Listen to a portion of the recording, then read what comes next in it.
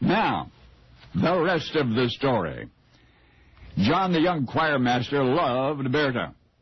At first, from afar, she was so different from the women he had known, so effervescent, so intriguing, so beautiful, and the more he thought about her, the more he longed to gaze into the sparkling eyes that he had thus admired only from across crowded rooms. Now, the reason Berta had come to town in the first place was to visit her aunt who lived there. So John summoned his courage, which concerning such matters was uncharacteristic. He sought out Berta's aunt to plead on both knees for an introduction. The woman, smiling irresistibly, promised to oblige, and so it was that pretty Berta and her once distant admirer did meet. Berta even joined the ladies' choir, of which John was master, and from their musical relationship slowly emerged a warm personal one.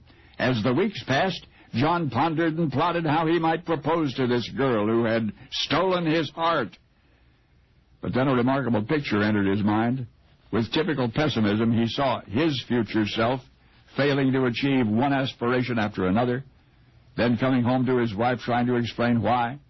In this vision, he saw what he feared most. He watched the sparkle vanish from Berta's eyes.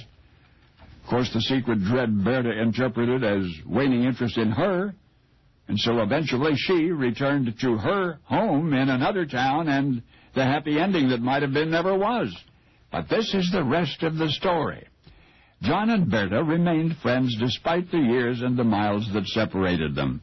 Berta eventually met and married an industrialist named Arthur Faber, a kind man of whom John, with private reluctance, approved.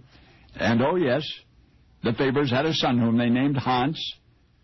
But at least part of the heart Berta had stolen long ago would remain hers forever. She needed to know that. So John devised a plan for expressing it, a subtle, exquisitely cryptic means of telling her that he would always love her. He wrote her a love song vaguely evocative of a ballad that she had once sung to him. So ambiguously was this message concealed amid melody and words that John even sent the song directly to Berta's husband, for outwardly it was to be sung to their newborn son. But Berta would find, John explained, that while she is singing Hans to sleep, a love song is being sung to her.